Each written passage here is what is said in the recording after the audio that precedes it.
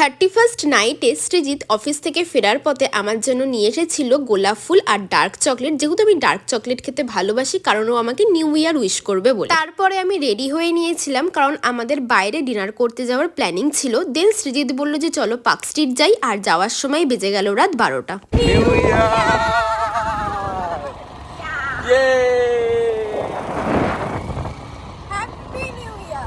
ভেবেছিলাম রাত 12টার new year সেলিব্রেশনটা park স্ট্রিটে গিয়েই করবো, বাট সেটা তো আর হলো না।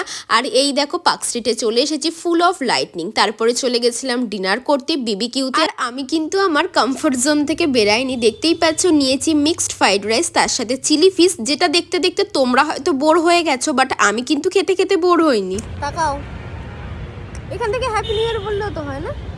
Happy new year once again. So এইভাবেই আমাদের 31st নাইট সেলিব্রেট করলাম। ভালো লাগলে লাইক করে দিও।